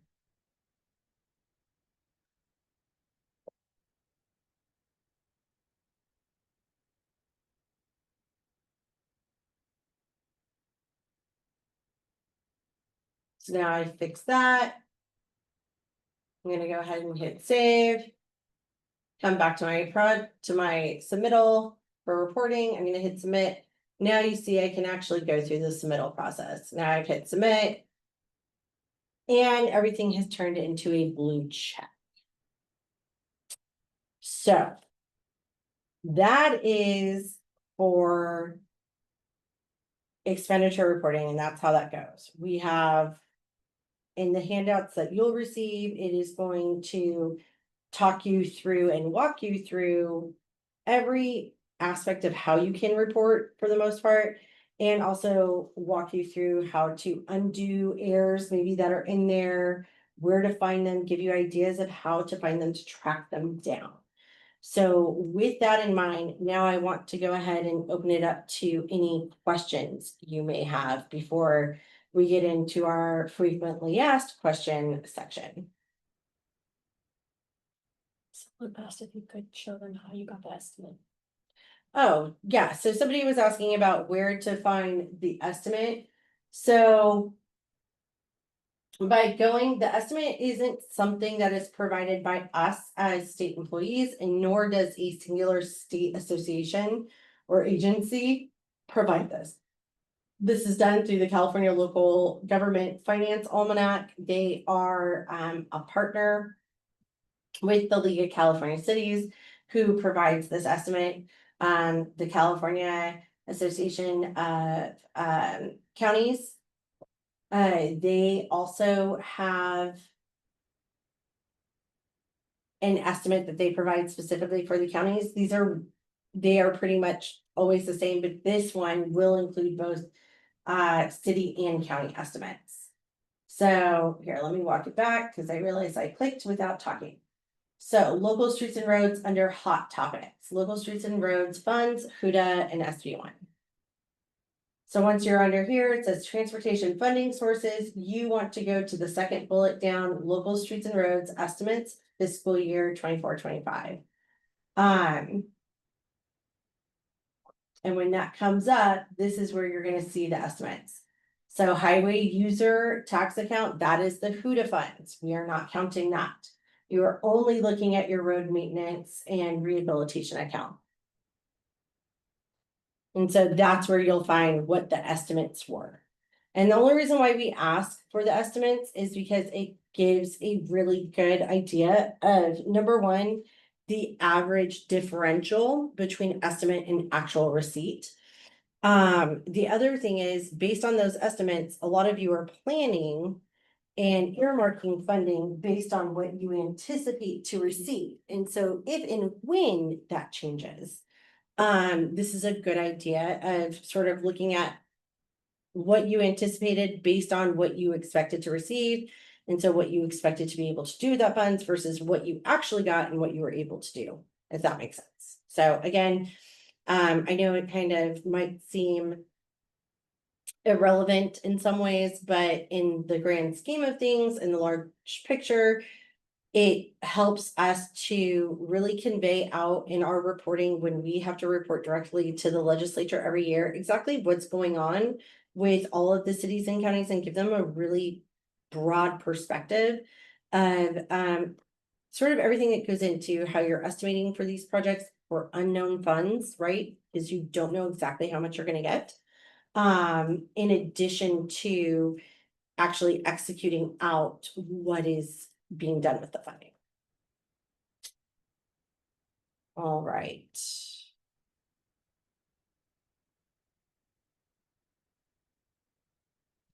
So are there any more questions?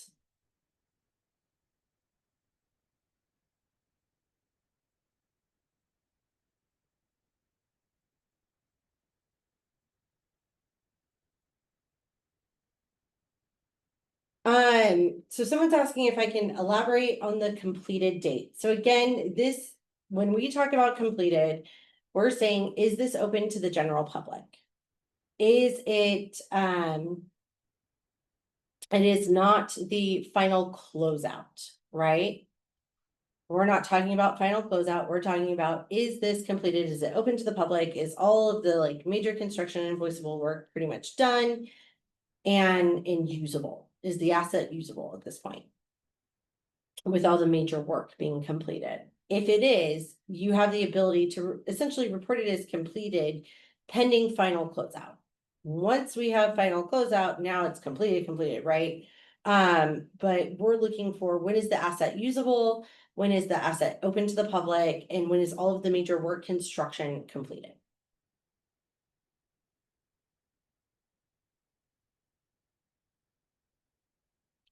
All right. So now the question is, what if it's usable, but we still need to report on expenditures next time? That is a great question. So when you saw in the system, and we were doing expenditure reporting, and it brought up a list of projects from the prior year's report, and it says update. If there had been a completed project there, we would have gone down, scrolled down just a little bit further, and we could have selected from a completed project that was reported as complete, and we could add more funding to it, more RMRA funds being spent on it, right?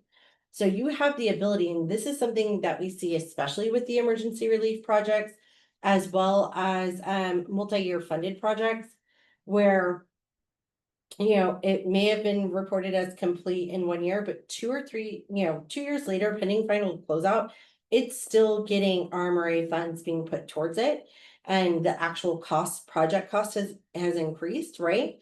And this can happen for several reasons, from reimbursements coming in, from match, whatever it was, right? So we allow for you to continue to update that. None of the other information can be updated, but you can update just the expenditure amount by adding more funds to it if that's what's necessary.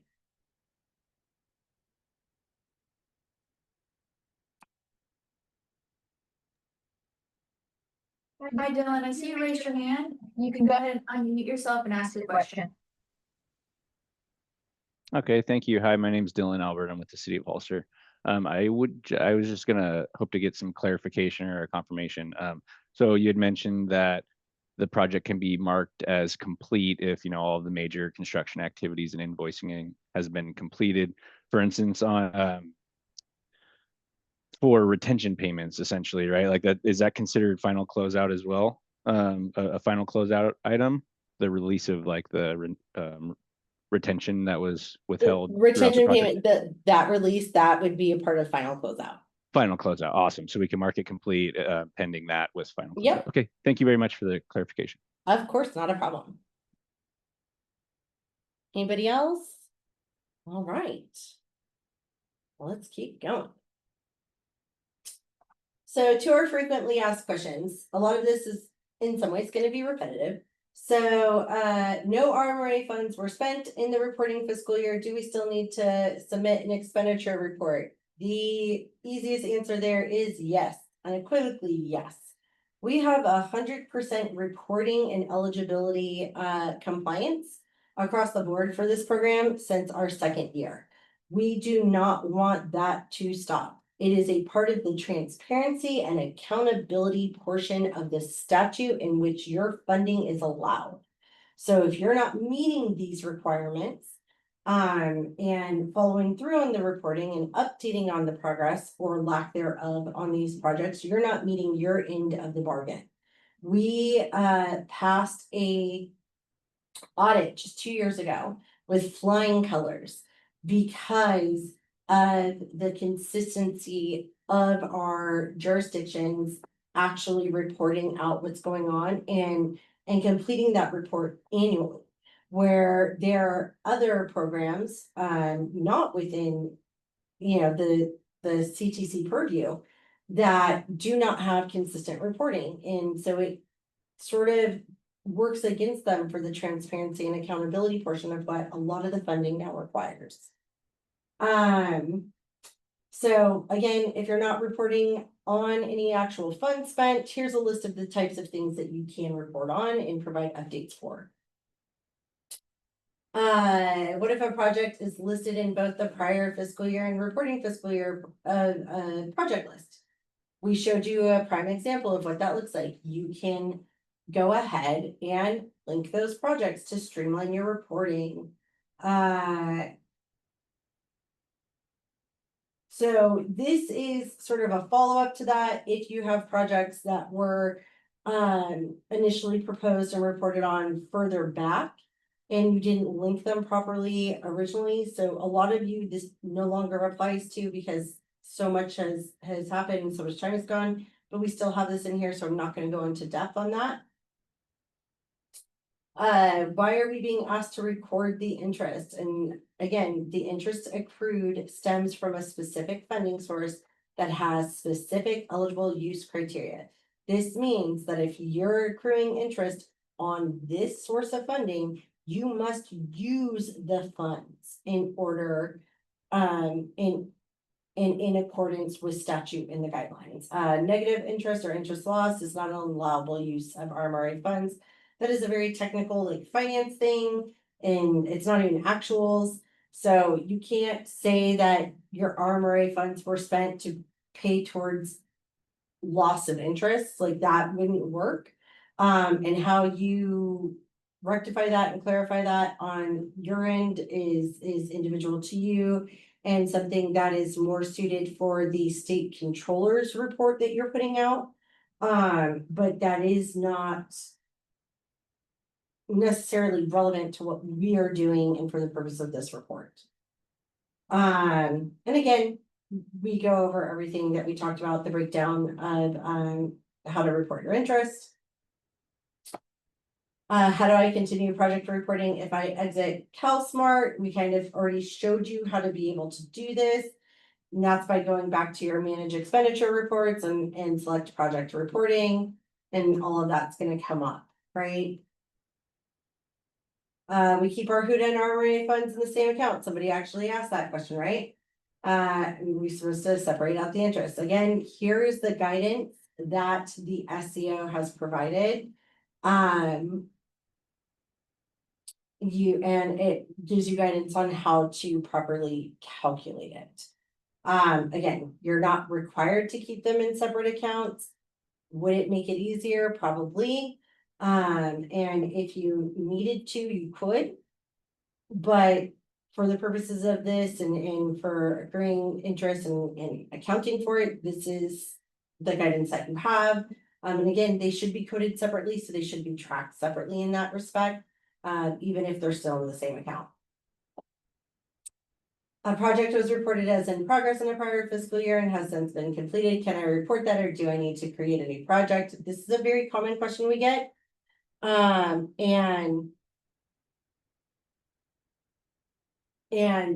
This is one of those things where don't skip it, don't add a new project. This is where your project linking will come in, okay?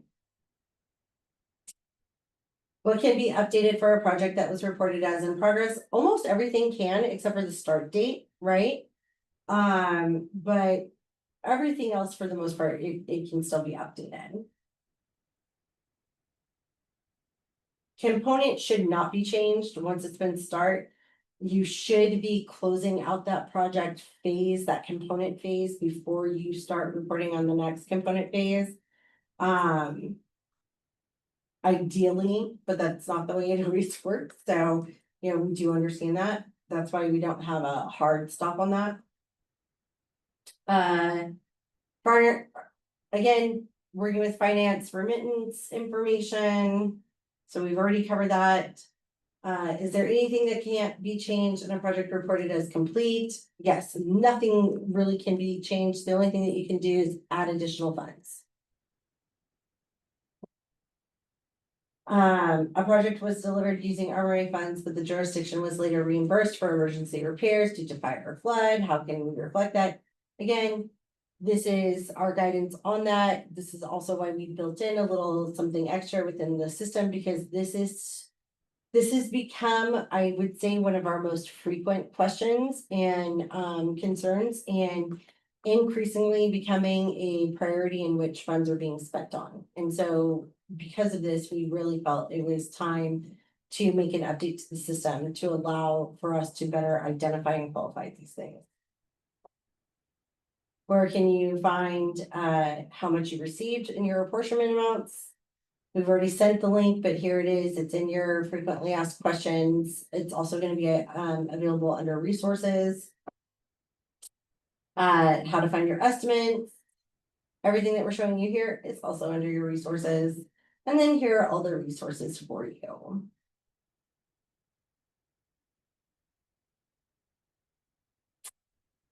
So if there are any other questions, we do have, you know, roughly 30 minutes left. But we'd like to open it up for, our goal is to go through this relatively smoothly and quickly, so that we can work with you to figure out if there are any other questions you have that we could address that could be useful to the rest of the group.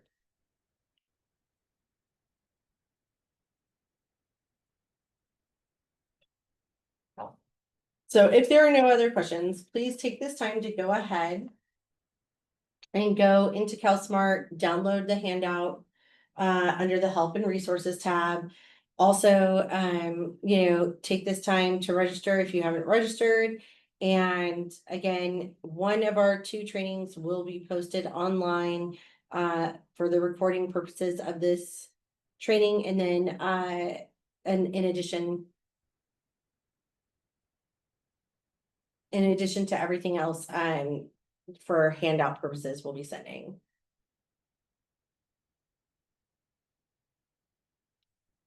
Someone asked, have we ever heard of a local agency being audited for RMRA spending, or does that only happen at the CTC level? So, I know local agencies get audited by the state controller's office, and that's all funding. It includes RMRA. And so they will look at that. And usually if that does happen, it's going to be because, and specifically if they're looking at your public works, that's usually going to be because of the streets and roads report that was submitted.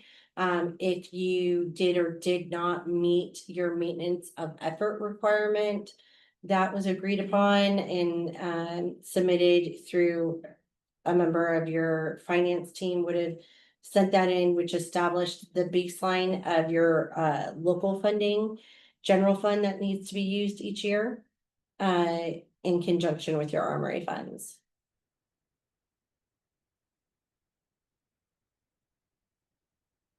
All right.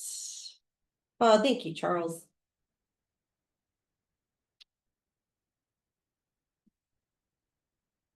Okay, well, we are gonna sit on here for another like 10 minutes, but if you want to log off, feel free to log off.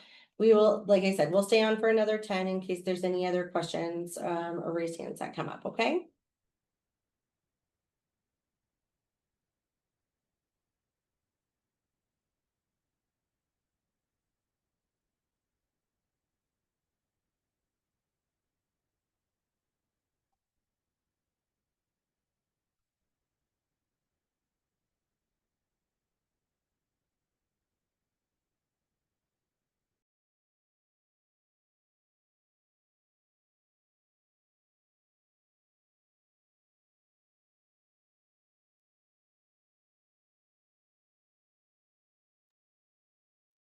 Yvonne, I see you raise your hand. I'm going to allow you to talk. So if you just go ahead and unmute, you can ask your question.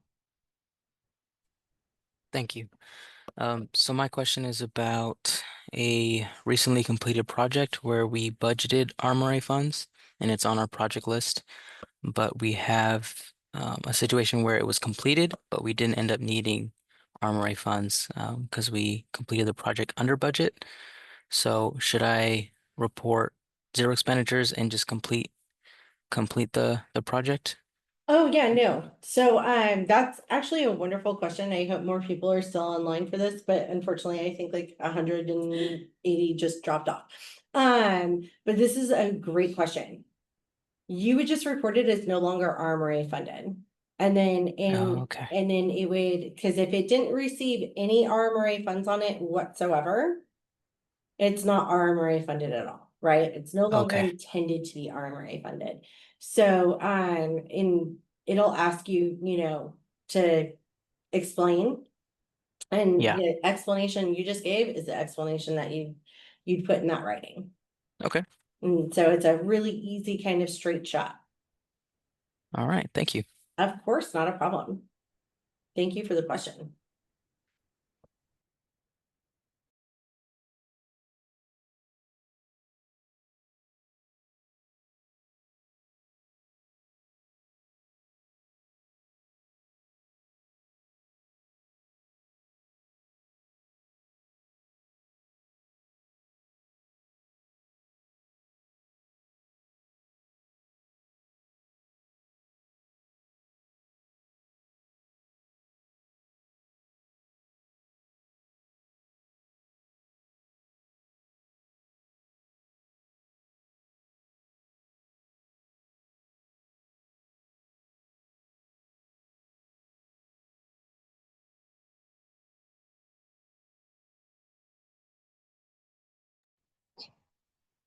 I apologize. I cannot pronounce your first name, but go ahead and with the last name Nguyen, you can unmute yourself and ask your question.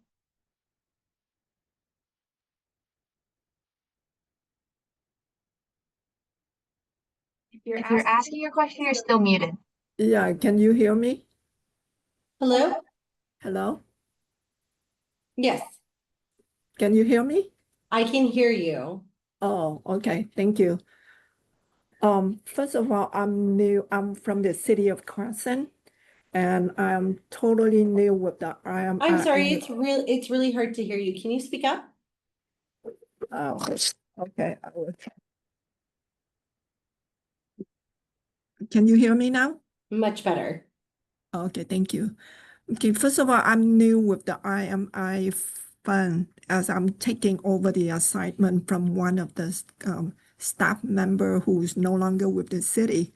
So I have a question. I saw that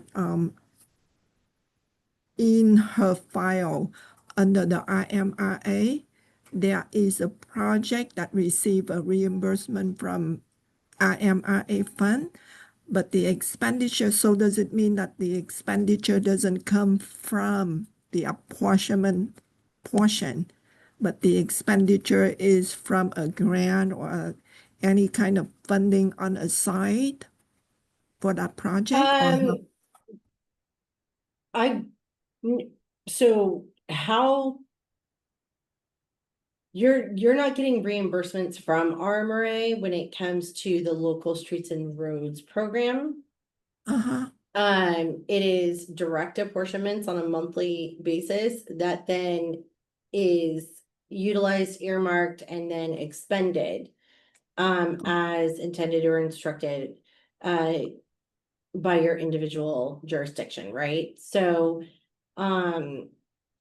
if you could do me a favor, because I feel like maybe there's something that I'm missing, or it could have been an inaccurate coding or identifier that was done regards to whatever they were doing. So if you could, the email that you see on the screen, lsr@catc.ca.gov. If you could shoot us an email, providing us, some information or even the image of what it was that, the document that you found, something that we can look at and have a better understanding of what it is that you're facing, that'll help us figure out how to best assist you. All right, thank you. Of I course. will. Thank you. Thank you.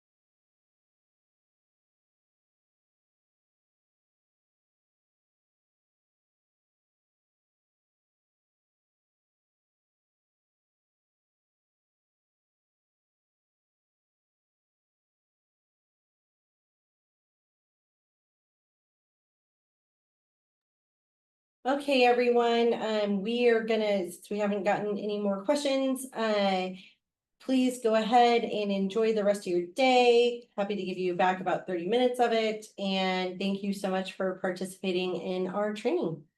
See you next year.